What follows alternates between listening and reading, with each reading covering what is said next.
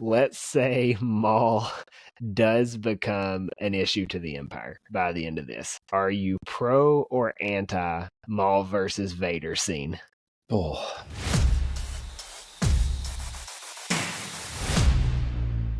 The off season, like we said last week, it's here. So we're just kind of working our way through some fun Star Wars topics. But this week, we're going to start talking about Star Wars Celebration announcements.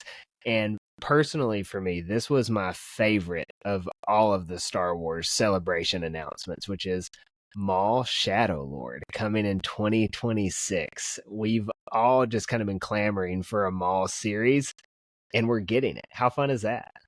It's going to be so awesome. So much. yeah. I think it's funny because it is like you go to like any Star Wars fan. It's like, what do you want to see? Like, what's your dream project? And everybody's like, we need a Maul show. And so it's finally happening. So I think a lot of people are pretty excited, and rightfully so. So. Oh yeah, I mean, there's so many ways you can go with this. So, and I like the way that it appears that they are going with it. But what we'll do for this episode, just as far as us talking about it, we'll go through what we know about the show. We'll talk through the trailer.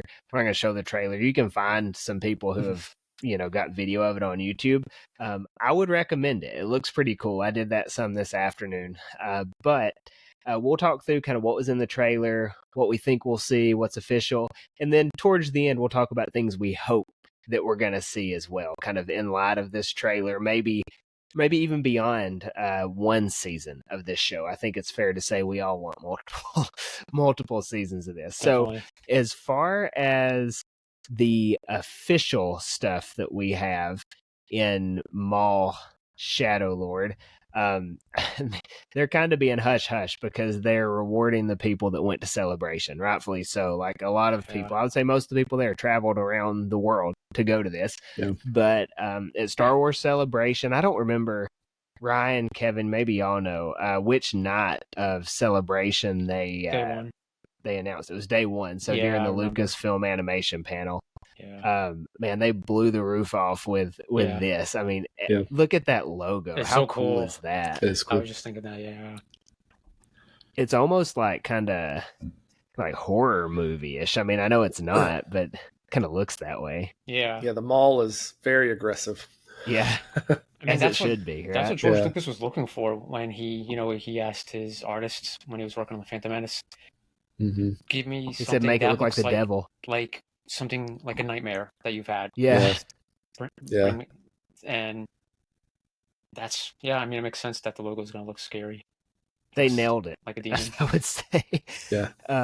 But yeah, so we got Sam Witwer returning. Obviously, I mean, man, that you talk about a uproar if they did not have Sam come back. I mean, he That's is true. to me, he is more so Maul than Ray Park is at this point. Yeah. I mean, just as far as how long he's been Darth Maul and all the different stories he's told with him. I mean, for sure. But Sam Witwer's coming back. Maul Shadow Lord. It's going to be, I don't know if it says it in this, it doesn't, but it's going to be 1 year after the Clone Wars. It says set after the events of the final season, but Sam Witwer has since said that it's like a year after. And it talks about how he's leading underworld factions. So there was a trailer that was on there, or that they showed while they were at Celebration, which apparently it was like a really awesome trailer. So let's kind of talk through what was in the trailer for a minute. So again, not gonna show it. If you want to know what was in the trailer, go look it up. There's plenty of screenshots and stuff you can see on YouTube. But the big thing, you've got Maul coming off that ship, igniting his saber. He finds himself in some trouble in a few scenes. He's fighting Marok in a few scenes, which is kind of crazy from Ahsoka. And then also there is a red Twi'lek that looks like Darth Talon, which, I mean, Star Wars fans, that's your sequel trilogy villain there, right? The George Lucas sequel trilogy was going to be, was it going to be Darth Maul and Darth Talon? Were they both going to be in it? She was going to be his apprentice. Yeah, he was going to be the main antagonist, and then by the last one, she would be the main antagonist. Yeah. So, I mean, this is kind of, Kevin, you and I touched on it a little bit earlier, but like, what, is it going to be Darth Talon? Is it just a red Twi'lek that's kind of like Darth Talon. We don't know, but man, it fits right in with the story that George had kind of drafted up to tell. So it'll be pretty cool there. Here's some Google images just of the trailer. This is like our thumbnail you can see here, but that's Maul coming off that ship there. Yeah. I won't scroll too far in these pictures because you don't stay a PG podcast with Darth Talon pictures, unfortunately. So I had to be very selective. Man. But yeah, you got some Darth Maul there. Trying to find a picture. Yeah, here's a good one there. There's someone's thumbnail, but you can see the red Twi'lek that's in it. I mean, man, that's pretty cool. I think this show's going to do it right. I do think it's going to be a lot of fun. Seeing Marok in the trailer. Let's see if I can pull this up. See Marok on here. Not really showing it, are they? But yeah, there's Marok is in the trailer fighting him as well. So, I mean, I think it'll be a lot of fun. I don't know. I hope they put a trailer out pretty soon. Yeah. For like all the peasants to see. Scrounging for screenshots. So does this mean my Marok autograph card is now going to be worth something? Yeah, it's going to go up now. It's going to go up in value. Totally. Hold on to it. Hey, I'll tell you what, a 100% increase in value from what I paid for it would get it up to $6. So I got it for $3 in an auction. Unless his role is the same as it was in Ahsoka, and he's just kind of a guy who shows up. It may decrease if that's the case. We'll see if he gets any meaningful development in this. Yeah. It's funny because... go ahead. No, you go ahead. I was just going to say, and I'm sure you guys heard this too. I remember when, the first few episodes of Ahsoka, when Marok was in it, everybody was saying, is that Sam Witwer? So it's pretty cool that they're bringing him into it. Kevin and I were guilty of that because they kept putting Sam Witwer in the credits, and it turns out it was Sam Witwer voicing the Mortis role at the beginning, not playing Marok. So everybody thought it was going to be like Starkiller or something. Yeah, I remember that. Yeah. So they should totally let Sam Witwer voice Marok in this. Just to be like, yeah, he was Marok, right? But as far as the trailer goes, again, it's not a whole lot. It's a very quick trailer, but you get the action sequences. It's definitely a teaser. But Maul is going to be apparently finding his way in this new Imperial run galaxy, which, I mean, we knew that, right? We've got this gap between the Clone Wars and when he shows up in Rebels. And there's a lot of story to tell there. And we know in Solo that he's very much involved with the crime syndicate. So it makes sense that's where we're going to find him here, right? He's going to be finding his way through this underworld, and clearly an ex-Sith Lord is going to do pretty good with crime and just being a bad guy in general. So I think it's going to be fun to watch. It's going to be weird having a villain-centric show. We've only had one other. It got canceled.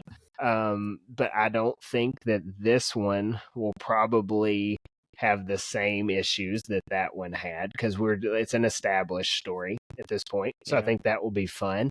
I think it's going to be interesting to see who's going to be your good guys and bad guys. Like, it's a show about Darth Maul, so are they going to make him out kind of how Boba Fett turns into this benevolent guy now that doesn't really line up in character? Like, how are they going to balance that for an animated show? What do you think? They'll just get even more evil people. Oh, sorry. I mean, I agree with you, right? I think he's just going to kind of be bad guy amongst bad guys, right? I like the idea, and I hope that they keep Maul out of like a lot of the Rebellion Empire stuff. I'd love it if this was really just the underworld. Like, I feel like it's its own thing, and so I think he's just going to be maybe the baddest dude among all the bad dudes. And so I think there's a lot of really cool story you can tell there. And, he's gotten a little more complex through some of the stories we've gotten on him. Like the way his story ends with on Tatooine with Kenobi is super interesting. And so I feel like there's a lot of room to flesh him out, not just as this, Phantom Menace, he really is kind of like just this crazed animal, right? Like, he's just wild and ferocious and intimidating. And to your point, like Ray Park really brought like that fierce physical nature to it, but it was Sam Witwer who really brought life to the character. And so I'm really excited to see what more they can do with his character, because they've done a lot, even just with him popping up here and there throughout Clone Wars and Rebels. So I mean, a show centered on him, I feel like you could do a lot with his character. So I think it'll be really interesting how they develop him. Yeah, for sure. Well, you've got we kind of talked through this earlier, but roughly we think 14 years of story. It's a long time until he shows up in Rebels, because this is 1 year after the Clone Wars, and Rebels, does it start 4 or 5 years before A New Hope? I think it's 5. 4. Is it 5?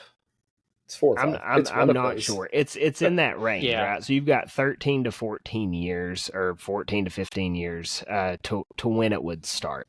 Yeah. And then you've got like Solo. Is Solo 10 years before? Yeah. Is that when that is? So within 10 years, he's firmly entrenched within this crime syndicate. So you've got 9 years until then. So this could really take a really long form look at this. It could be a 9-year series, if not 9 years in real world, but 9 years in story. It could work out that way as far as canon goes. So I think that's a lot of fun, showing how he builds up within Crimson Dawn. I hope you see a lot of underworld, like warring going on between all the different syndicates. I do think y'all are right. Like, it's just going to be, Maul is a bad guy amongst worse guys. And so it'll probably, like, his climb to the top, they'll probably almost make it like an underdog story. But they still need to make it to where he's clearly bad. So I think that's a tall task to juggle in Star Wars when you don't have clearly defined heroes and villains. So I'll be interested to see how they do it. I believe Dave Filoni's the guy to do it, though. As far as telling Darth Maul stories, I do trust him in that. Now, one interesting thing as far as this trailer goes, I think the girl, for sure, she's Force sensitive. I want to say at one point in this trailer, she has like a blue saber, maybe. Could be wrong, though. But by the end of it, she has a red saber. I thought that's what I saw. Again, could be completely wrong. Someone let me know if that is. That's actually seen the trailer. But the Inquisitors are in this. So it leads to the question, are they chasing Darth Maul? Or are they chasing the girl that is now, like, he's brought under his wing? I think if they're chasing Darth Maul, that's a weird thing, because I don't think the Empire cares about him unless he's just really meddling in their business. Yeah, I could see that. I mean, he's probably not number one on. I mean, you and I talked about it today. I don't think Vader and Palpatine care too much about Maul as long as he's not messing up their plans. So, I think it would make sense that they're chasing someone else. I don't know, because he seems like he probably knows how to stay hidden too. Yeah, and if you notice the blue saber, that makes sense then. That's true. That's a good point. Yep. Yeah, so it's like he makes himself an enemy of the Inquisitors at this point, I would say. As far as this show goes, I mean, it's going to be weird if he makes himself an enemy of the Empire while doing the whole crime syndicate thing, because then you potentially have 3 bad guys all involved. There's no rebellion at this point. This is 1 year post the Clone Wars, so like there's no hint of any good guys going on, because we know in the Bad Batch, like, it's just they're kind of it as far as that goes, and they're hiding around. So I just think it's going to be a really weird story to tell, not like in a bad way. It's just going to be so unique to Star Wars to where there's no clearly defined good guy involved. I'm assuming if she is a Jedi, she's young enough, she has no clue who he is. So at some point she'll have to figure out. And then we know Marak is going to survive through all this as well, because he makes it to Ahsoka. So, Maul, maybe he takes out a few Inquisitors and Marak's the one that gets away. I think there's going to be a lot of lightsaber action, which should be a lot of fun. Oh, yeah. Y'all think this is going to be geared towards kids, or do you think it's going to be more towards just Star Wars fans as a whole? Because the Bad Batch clearly early on was probably more of the kid lean, and then by season 3 it had a story to tell. I think they're going to do that because they did that with Clone Wars, Rebels, and Bad Batch. With each season, it got more adult or mature, whatever you want to say. So they'll probably do that same thing. Start it off not light, but just not super heavy just yet, just to like get everyone engaged. Yeah, and then take it from there. I feel like you can't make it too light when your story is fallen Sith Lord taking over the criminal underworld. Yeah. It will be interesting to see, because you're right. Like, all those other shows started out on a much lighter, kind of even like joking, humorous tone, and just got really serious by the end. So that is a good question, how this is going to start off. I feel like you can't start as light as those other shows did. So I don't know. And Star Wars, again, Star Wars is for kids. That's what it was intended to be. I think when people get too serious about it is when it kind of seems absurd, right? Yeah. So, but clearly as well, like Andor, that's not a kid's show. Like Star Wars has taken these turns. The Acolyte was not a kid's show. The Mandalorian, Grogu, Ahsoka, all those things. That's one of those generational shows where it could go either way. Yeah. So it'll be interesting to see. I think this one probably leans towards the generational type shows to where parents can enjoy it with their kids. Yeah. Maybe even like older kids, teens. It may even be geared that way. I think it should go that way, given that, like you said, it's Darth Maul. So we've got to see him do some pretty horrible things, I think, as far as animation goes. I think back to season 7 of the Clone Wars when he's making his way off the ship and just tearing through all those clones. Like, I'm thinking we're going to see a lot of that with him and these different underworld crime syndicate crime bosses. Probably some bounty hunters as well. Do y'all think we'll see some bounty hunters in this? For sure. Yeah, I would think so. Man. They're all part of the underworld. Yeah. So, think we'll have any bounty hunter cameos? I think probably. So. Yeah. I would just imagine keeping it so. under wraps. Yeah. But I was just thinking, honestly, like, the discussion about the tone. What if they want to just rip off the Band-Aid and just him take off a few people's heads at the beginning, like the intro of the first episode? That'd be crazy. If I honestly wouldn't be surprised. I was saying I honestly wouldn't be surprised if they do start it off heavy. I mean, just to kind of set the tone for the show. But I was gonna say, what if they like not even like ripping a Band-Aid off, kind of like what Ryan said. What if there's no Band-Aid at all, even to rip off? Like it's a bad show. Like as far as this goes, it's pretty serious from the get-go. I do like that idea. I wonder how many people even know he's alive after that, because I mean they know he's on that ship. The ship crashed, but I wonder who even knows that he escaped from that was it a Venator cruiser? It was a Venator, yeah. So people may not even know he's alive. I think as far as the Empire, right. Like as far as the Empire goes, I mean, they get so into Palpatine's cloning plan? Like apparently from a very early, it's Death Star and they've cloning. Moved on, and they move on so fast because the Bad Batch is about the cloning. You've got obviously the Death Star story. We just wrapped that up with Andor, but and that was going on at the end of Revenge of the Sith. So I don't know that they even care, right? Like as far as, I mean, Obi-Wan lived and they just assumed he was dead and didn't look into it. Yeah. Stuff like that. They knew Obi-Wan was out there and they just didn't look into it other than Vader wanting to look into it. Like only Vader cared. So if Kenobi turned out not to be that big of a priority, then, I mean, where does Maul make the list, right, on the Empire? So that's kind of my thought there. I'm sure they don't even care whether he lived or not. Yeah. That's fair. Now, again, I think that's where the girl comes in, right? That he takes under his wing. I think she is the one that's like, okay, now they know that Maul's got this Force-sensitive person, and then maybe that's where you get Palpatine in, and it's like, okay, well, is he training up this person? Is he doing his own little rule of two thing? You know, if you start getting multiple Force users that are opposed to the Empire, then it starts to be an issue. I think that's kind of where that maybe starts to muddy those lines there. So yeah, I don't know. It's going to be a lot of fun. It says it's going to come out in 2026. So kind of looking at the 2026 calendar, we've got Mando movie in May. So Isn't Ahsoka supposed to be in the fall? Oh, I forgot that it's I coming would out. say I feel like a lot of the animated shows have started earlier in the year, haven't they? Yes, the Bad Batch last go around was a February or something. yeah. Did they say when they started working on this show, like as far as animation and voice? That's a good question. The I don't voice know. recording, Yeah, things like I'm that. not sure. Because I was thinking maybe Ahsoka is spring, summer, April. fall.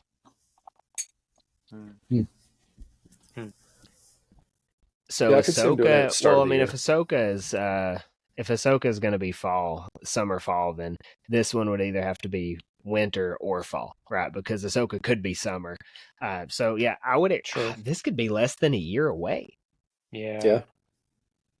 How crazy is that? So yeah, Yeah. less than a year, we could have Maul Shadow Lord. We know they can put these shows together pretty quickly too. Yeah. So yeah, it says it's currently in production, is what StarWars.com says. So currently in production, I would be willing to bet it's Early probably 2026. maybe February 26th. Yeah. You get into Mando, Grogu, a few months later, Ahsoka. Yeah. So what is it? We can kind of take our turns on this and bounce around on this, but what are y'all wanting to see in this? Like if you could have, a few big points that they need to hit in this show, what is it that you want out of this show? So we, knowing he's going to seemingly take on some sort of apprentice, it would seem. I like the idea of because obviously I feel like we're going to have this whole Maul. I can't talk today. Maul trying to figure out how to train somebody, right? Like he's never been a master at this point. We see that in Rebels, he's like super already good at manipulating Ezra. And so I am curious to see how he does, like if he takes on an apprentice. And like in that, I would love to get like flashbacks of like his training with Sidious. I think that would be really cool as he's trying to figure out, what do I train this kid in? What do I pass on? Because I don't think he's necessarily a Sith anymore. I don't know what he would call himself. No. Criminal, I think is what he's going for. Criminal, yeah. But I like the idea of him kind of thinking back to how he was trained and getting glimpses of that as he tries to figure out how to train this apprentice. So I think that could be really cool. That would be good. And I hope the apprentice plays a big part. The Darth Talon. Yeah. I don't know that it's going to be called Darth Talon. Because I feel like they haven't ripped stuff from Legends like that. Where they like literally take a character and plop it down. If it's not like Thrawn got pulled in, but it's still Thrawn, still very much the same person. Yeah. Talon got used. It was I can't remember the series. It was the comic series. It's like in the future, with like Cade Skywalker and Darth Krayt. But she becomes like this almost like right hand assassin for Krayt, and so I could see something like that. Like it'd be super cool if Maul trains this Twi'lek to like be his personal assassin in the underworld, and, like take people out for him. I feel like there's a lot of cool possibilities. So I hope she's really core to this story. I hope it's not just like a side thing. She's very heavy in the trailer, so it would make me think that would make sense. She's probably gonna be. Now it's interesting because she's not, at least with him, by the time we get to Rebels. We don't know about Solo. That's but true. For Rebels, she's gone. He's clearly on to another apprentice at this point. So, I mean, is she the reason that he is in this state that he's in, trying to go to Ezra? Like, does she do the old classic, I'm the master now, and she thinks she's killed him, but he's so hard to take out, right? Like, you can't shake Maul. So is it to the point to where she's defeated him, she's kind of off doing the crime deal, and that's when Maul has got out doing his own thing as a crazy old man in Rebels? I kind of like that idea, because then you just kind of can timeline trace it out. You've got, so they're, what is this, 19, 18 years before the original trilogy. So she could be like late 20s, early 30s by the original trilogy, in her 50s by the sequel trilogy. And then the sequel trilogy only takes a year. She could still be the villain for, whatever they decide to tell beyond that. And she stayed under wraps during everything. I think that's a cool idea. That's how you could hide a villain from the First Order if you're in the whole crime syndicate deal. If she's just stayed under wraps the whole time, I think then maybe they're setting up that long game storytelling where she is still the next big bad guy, kind of like what George Lucas had planned. And I mean, a red Twi'lek is kind of scary looking, so it would definitely, she would look the bad guy part. She would check off a lot of boxes for that. So that's kind of my hopes, is this isn't just a throwaway character that we get for a few seasons in this show. If it's like a long game build and somehow makes it past the big headache barrier that we have of all this canon established beforehand, that makes it like, well, what can happen to someone in this little time frame, right? They did Omega very well. She turns into a rebel pilot, and she's got a war to go fight. So you throw her into a body of other characters, a sea of other characters, and she's just another body in it. Then you can pick it up later if you want to. I think that's a safe way to go about it. What do you think, Ryan? Yeah, actually, the thing with Dark Talon, I was thinking the same thing. I was thinking about that a lot. Like, this might be just, a setup, to bring her into the future and any other stories that they want to tell. So I think that would be cool. That'd be cool if she, maybe she's a villain in Rey's movie. That would be cool if she was the antagonist in that. Another thing I was thinking of, I thought we would all have this. But I'm a big fan of Solo. I have more to say. Oh, you do? Oh, okay. Solo. Yeah, go ahead. I'm wondering if we're going to get Dryden Voss and Kira. Yeah, I wondered about that too. And at least Emilia Clarke. I mean, I don't know if Paul Bettany will voice, if they bring him in, but it would be cool if she gets to voice Kira. That would be really cool to have her. I feel like he almost would be more likely to voice than she would. Yeah, because she wasn't in Outlaws. She was. I was just about to ask. I couldn't remember if she did the voice. Yeah, no, but it would be cool if they bring them in. She's in Outlaws? No, I've had that game for like 6 months and haven't played it like for an sorry. hour. I don't care. She's She's not a central piece to it, but I know Vader's in it, stuff like that. Like I'm not. I don't care at this point. I've waited way too long, so I'm beyond the point of spoilers or caring about spoilers at least. Right. But yeah, I would think that was going to be one of the things I said. Yeah. I'm not in the like make Solo 2 camp. I think if you want to make Solo 2, you got to make Solo 1 good. And I don't think that was a super strong movie. It's a fun movie, but I don't think it's like, oh, we're making this to get more Solo movies. No, I don't even think that was their point, So you instead of getting more Solo, why don't you just take some of the interesting aspects and play it into other things? So I do hope we get a lot of Crimson Dawn stuff in this. I think having Dryden Voss in animation would be really cool. And we don't know how he got to where he was in Crimson Dawn, at least we probably know some bit through books or comics that I'm unfamiliar with. But again, we're like 9 years from there. So you could kind of parallel that whole, hierarchy of the underworld at the same time. Kiara coming into it could be a thing really fun. Yeah. You could have, I'm just thinking of all the different things they had going on, right? Like you have, what was the guy, the Han Solo's mentor called in the movie? Oh, Beckett? Tobias Beckett. You could have someone him showing up. There's a lot of possibilities there. They have enough. I'm hoping it lasts more than 3 seasons like Bad Batch, and they'll be able to later in the series bring all these other characters in, because I don't want them to just throw them all into the first season. I want them to take their time with this. Yes. This time that we have until he dies. Definitely take your time, flesh it out. Don't just rush everything into like 2 or 3 seasons. That's a tricky thing, because it is such a huge time gap on Maul from the Clone Wars up to Rebels. That's a ton of time to fill in. Yeah. So I'm with you. I hope we get multiple seasons, but I still wonder, how do you even try to get all the way up to Rebels? Like, is that too much time to cover? Yeah. It's tricky. Because then you start jumping a lot, right? Yeah. And that was, if anything, that was one of my complaints about Andor, is that they weren't able to do the show they wanted to and had to skip so much. I wouldn't necessarily want to feel like I'm missing a bunch of stuff in Maul's story. So true. That would be interesting to see where their goal is for where they want to end his story. Because man, all the way up to Rebels that's a lot of time to cover. Yeah. So I do hope we get lots of seasons, but I'm still not sure you can get it all the way there. Unless this is a really long show. I don't know. Well, yeah. I think I'm with you. I want it to be a long game show. I don't know that you quite get like to Maul. I would love it if you get okay, this ends with Maul walking up to that temple in Rebels, where he's going to go find Ezra. That would be really cool. Yeah. Don't think that's going to happen.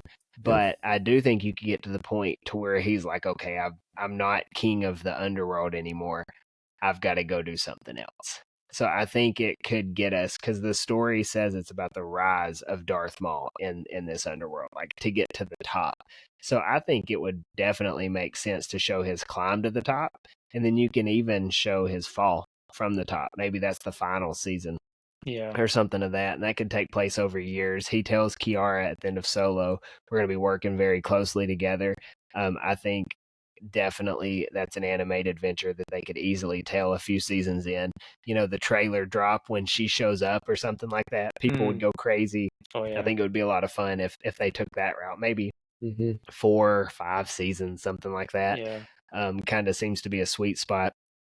Because Clone Wars definitely, it was 7, and if you cut some fluff out of that early on, that could have been a 5-season ordeal as well. So I could see 4 to 5 seasons being good. Rebels was 4 seasons. It's perfect. Bad Batch was 3, and I think we all could have went for 4 there. So I think 4 to 5 is probably the sweet spot. I think 4 is where they're going to land on The Mandalorian from what Jon Favreau's original plan was. Yeah. Stranger Things, are they going 5 when they probably could have went? They're going 5, but they could have went 4 there too. 4 was big.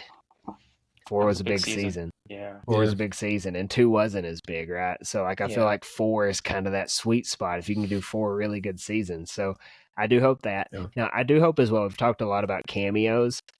Kevin, you touched on it a little bit earlier, not wanting to get too far into like the Rebellion Empire. As it goes, I'm guilty of this in all of these timepiece shows, like, oh, we're going to get Vader.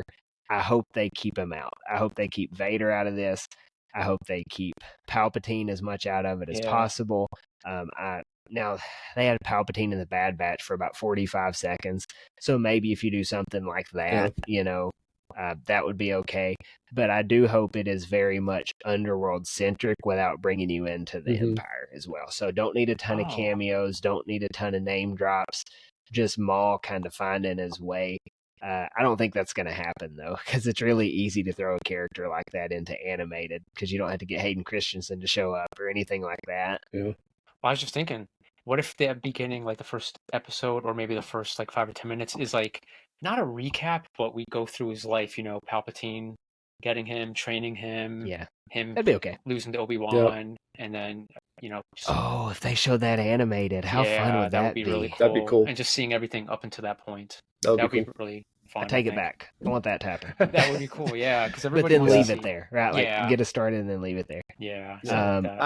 I do think if we're going to get up to his fall, in some ways I feel like maybe somehow the Empire has to be involved, because if he's going to become as powerful as maybe he can become in this syndicate world, like it might, because one of the things we do see in Outlaws is, again, without spoiling too much for anybody who hasn't played the game, is that the Empire does have their hand in the syndicate world. It's almost by that been time. A year.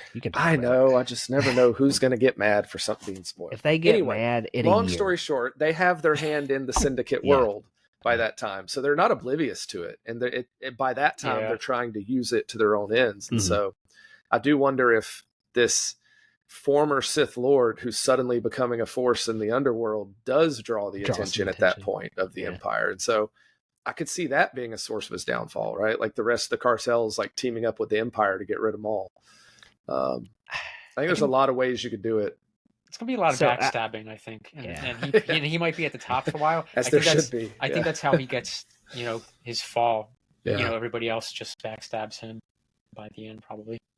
But I'm with you, Will. I think this show is going to be best if it focuses on something that's not just like super familiar to us. This Empire Rebellion thing, like give us the criminal underworld in all its awful glory.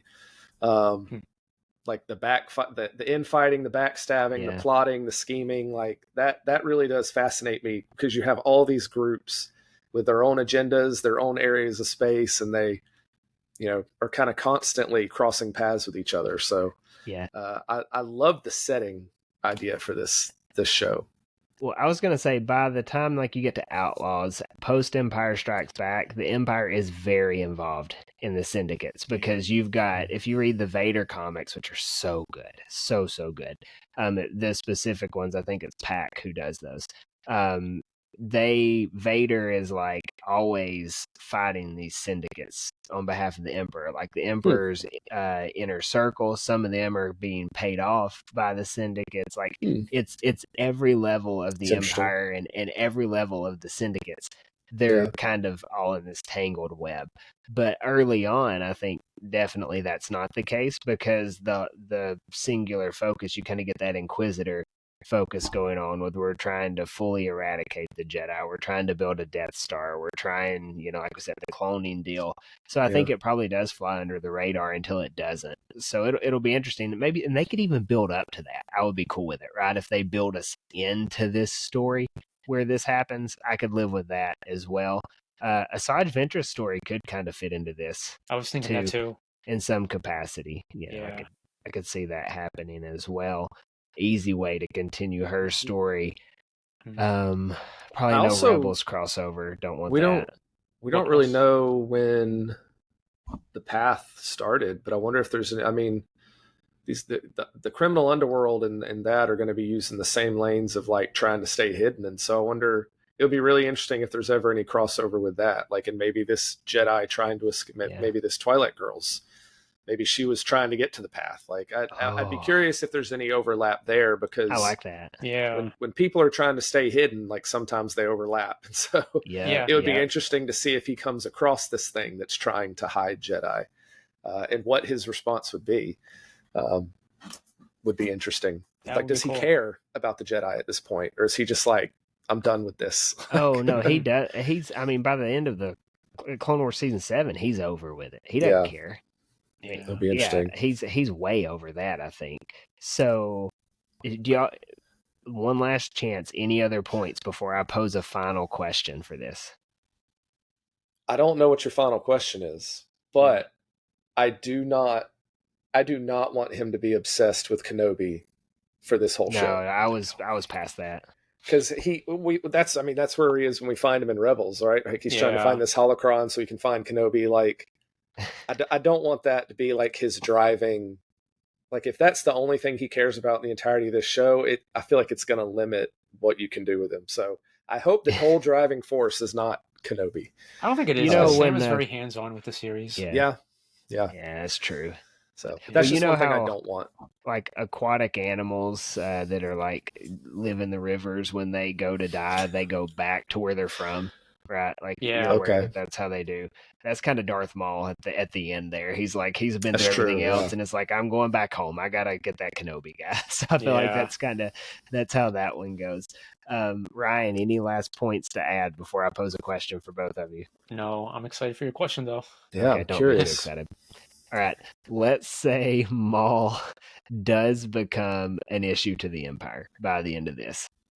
Are you pro or anti Maul versus Vader scene?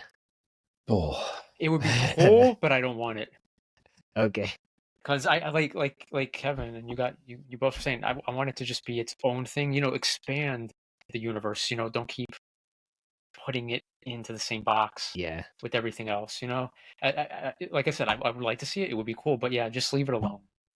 Keep it to its own. Leave Vader alone. Yeah, he's chasing Kenobi. I kind of agree with you, because the conversation then just becomes about Vader, right? Like, it's again, that's what we've talked about. Like, you put any of these guys on screen and that's what you see. Yeah, it's what you remember.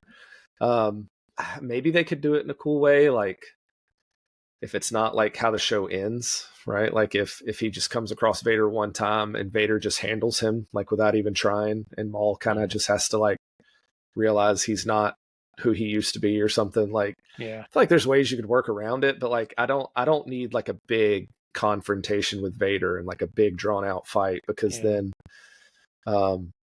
as cool as it would be, like you said, I'm really excited about this being a Maul show. I think a lot of people are. I think this is not just, I don't think people are excited because it's like, oh, this is a cool time period, we don't know much, but it's like, the fact that it's Maul is what has people excited. And so yeah, I feel like you really need to focus on your character and not try too hard. I don't think you need that to make it cool or make it exciting or make it interesting. I think Sam deserves it. Darth Maul and Sam deserve the spotlight right now. You know, he's put in a lot of. He's been with Lucasfilm since 2006 or 7 at least. He's going to be a writer at some point. Working on The Force Unleashed, so he's like, he's put his dues, and he definitely deserves to have the spotlight on both Darth Maul and himself. And is there a more universally liked Star Wars personality within the Star Wars fandom than Sam Witwer? Yeah, they call him the encyclopedia. I can't think of anyone that just like everyone just unanimously loves. Yeah. Like, I've never heard a bad thing from a Star Wars fan about him. So that's unusual. It's very unusual. No, I agree. I think as cool as it would be to see, it doesn't find its place in this story. Yeah. I don't believe.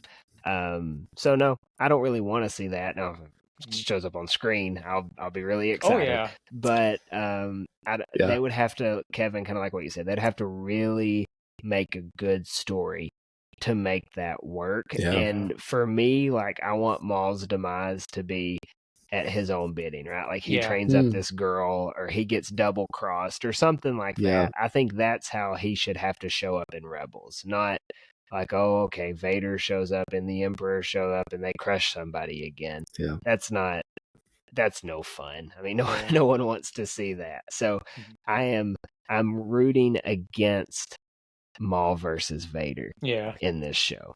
So that kind of brings us to what we're going to talk about next week. So Kevin will be gone for a couple weeks. We are going to talk over the next few weeks. We're just kind of working through celebration news. So Kevin, we are going to wait to talk the pilot show for you. So that will not be next week. So you know me well.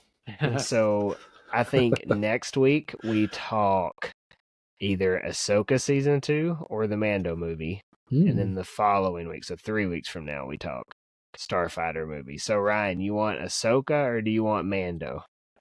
I would say Mando because that's the next, for live action. Yeah, that's true. Yeah, that's true.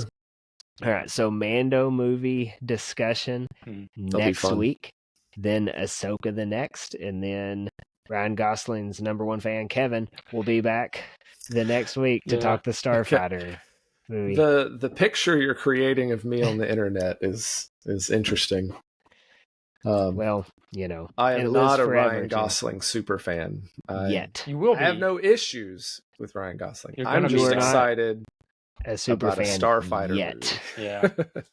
If he turns out to be the next big Star Wars thing, we all may be Ryan Gosling fans. Yeah. So who knows? It's gonna be awesome. So that's where we're going. So comments, chats, what are y'all thinking about Shadow Lord? Let us know. Otherwise, thanks for watching, and we'll catch you next time.